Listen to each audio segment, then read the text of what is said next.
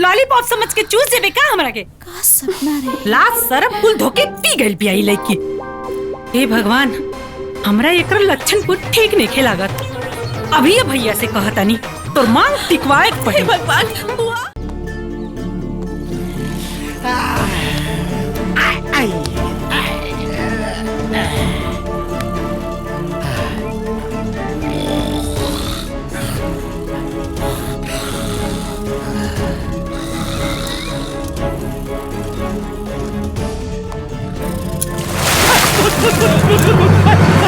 अरे सरवा साढ़ के औलाद, सर पे सूरज आगे अभी सुतल बड़ा सर।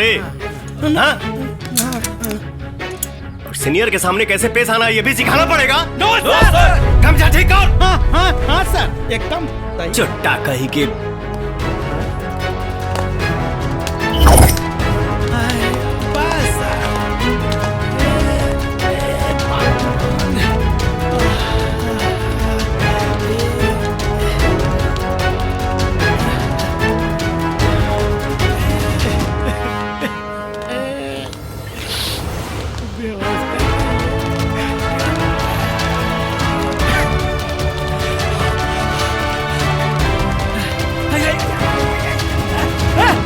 भैया लागत है तेल निकलिए, छोड़िए।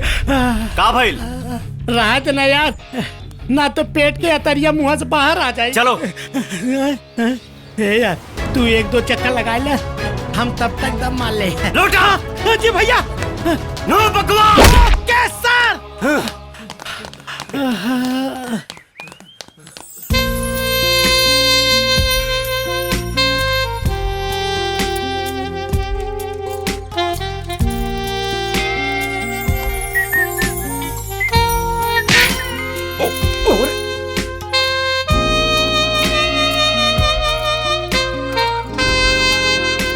बजरंगी, हाँ? इतने दिन से प्रैक्टिस कर रहे हो, नौकरी कब मिलेगी? अब देखा क्या होता। अरे सही ही होगा। तनी सुना, ये हमार प्यार करे के समय बा। भाई पहले इनकी नौकरी कर लो, मैं तो चला।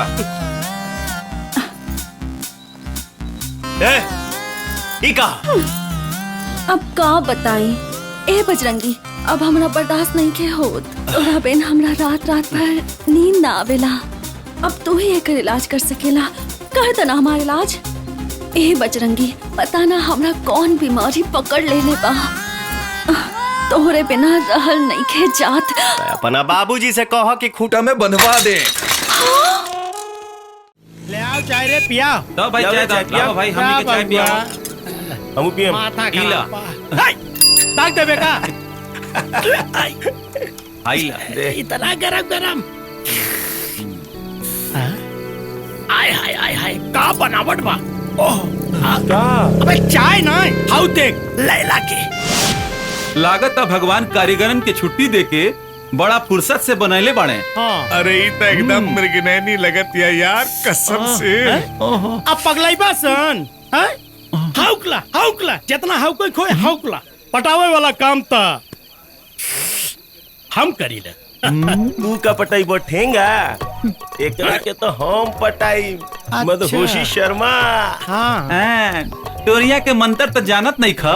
सही कहा तारे। गेहूं के मूरी पर चल रहा हाथ फेरे। लड़की पटावे में हम एक्सपर्ट हैं। पोलिस्टर वर्मा। अच्छा का नाम बा तोहार? पोलिस्टर वर्मा। तोहार हो? मदहोशी शर्मा। चल के देखल जाओ। और लड़की पटावे में ना दम लागेला, और जकरा रही दम ना बेटा वही गाड़ी खुट्टा। चला चला देखल जाए। ठीक बा। चाय रख। कल नहीं के है रे वो? देखल जाए। यहाँ लड़की छेड़ रहा है, देखता नहीं? चौकीदार औरी होमगार्ड और हम हवलदार। निकल बेटा। कबूतरा। आओ मैडम, ई लाली लिपस्टिक लगा के सज सवर के चलबू ना तो आजकल का है ना कि मर्दन के नियत खराब हो जाना, बुझलू ना? हमरा के नजदीक रखल करा हाँ। तहारी कमसीन और नाजुक त्वचा के खरोंच तक का केहू आंख भी ना उठा पाई। 100%। हम तो कहतानी कि हमरा के बॉडीगार्ड रखला 24 घंटा बिना पगार पानी के लेफ्ट। हेलो, ज्यादा ओवर स्मार्ट मत बन। अगर तुम लोगों की जगह मेरा भाई भी होता तो वो भी यही करता जो तुम लोग कर रहे हो, समझे ना? और वैसे भी तुम लोग मेरे भाई जैसे हो। भाई बस गलत जगह सेटिंग लगाओ। बड़ा हिल रे। हेलो पूनम, कैसी हो? हाय। हाय। अरे कब से खड़ी हो यहाँ पर तुम? काफी देर से खड़ी हूँ। कितने दिनों से मैं तुम्हें कॉल कर रहा था और तुम आज आई हो। अरे कम से कम फोन तो उठा लिया करो। अरे क्या, छोड़ो यार। हेलो, ये मेरा लवर है। हाँ। हमनी के गोबर ई कैसन इंसाफ हो? 8 बज गइल बा, तू यहाँ सरे मैयासी करत ताड़ू और वहाँ तोहर घर के लोग इंतजार करत होइहन सर। सही कहा तारा। अरे हमनी के जगह तोर भाइयों रहत ना, इहे करत। चल चल हमनी के भाई जैसन बनी ना। चल ले जा ले जा ले जा। और रे बेटा वो फाइल रख दे। हमके कंप्लेन करे के बा। कहीं ना का चोरी भइल बा? चोरी नहीं खे भाई त डाका पड़ल बा ना, बूझ गई नी, लूट ले ले बा। बस तोहरे ही थाने के इंस्पेक्टर के खिलाफ कंप्लेन करे के बा। बहुत देखा। हमरा जीवन के एक एगो सपना बा, सुहाग रात जौन जल्दी पूरा होके वाला रहे।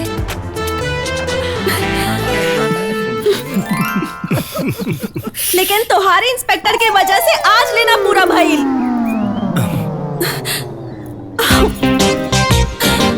उमरिया 18 के पार हो गई बा, रात के सुतल मुश्किल और चैन और सुकून फरार हो गई बा।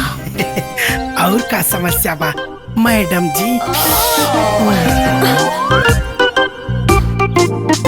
जवानी जियान भइल जाता, घर के सब लोग परेशान हो गइल बा। हमार उलूल जुलूल हरकत में बरकत हो गइल बा। हाय रे माई, हम कहाँ जाएं? कहाँ जाएं? कहाँ जाएं? इतने गर्मी ले सले बदेही में तबिया कॉल लेके उसे प्यार के होर से और शादी के होर से ये हमके ना आवे। प्यार क के एहसान करत रुका। एगो साधारण लड़की हो, कोनो जन्नत के हूर और स्वर्ग के परी ना। अच्छा एक बात बताओ, ऐसन का खास बा तोरा में कि तोरा पके उमर मिटी? नाक 3 धूर में फैलल बा, आँख उल्लू नियन, और दांत बुझाता भुखाइल शेरनी के और बाल। मर्डर करबे न कर ना।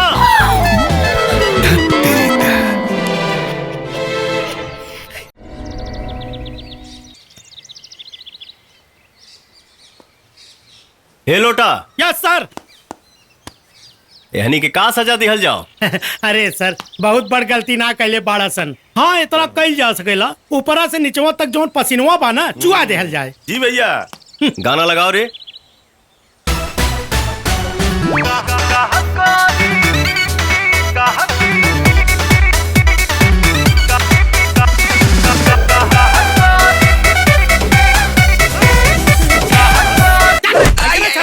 ना छलका ना कुछ। चल तू नाच के बताओ। यस सर। दिलवा में जगह दे दो, दिलवा में जगह दे दो, कहाँ करी बोर करिया। हे बाके अभी तोर बारी बा, चल नाच। तू हमरो भाई के जानत नहीं रे सिपाही। हे लोटा। यस सर। तनी डंडवा देता भाई। चाहत नाच दे भाई, ना तो मार के तो पिछवाड़ा फुलाई देले बड़ा सा। नाचो तनी भाई, भैया नाचो तनी। लगाओ गाना।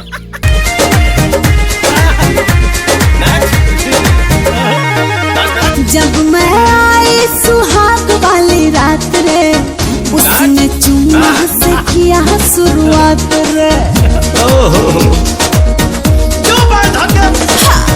जब मैं आई सुहाग वाली रात में उसने चुम्मा से किया शुरुआत, पहले घूंघटा उठाया फिर पेट पे बंद कर।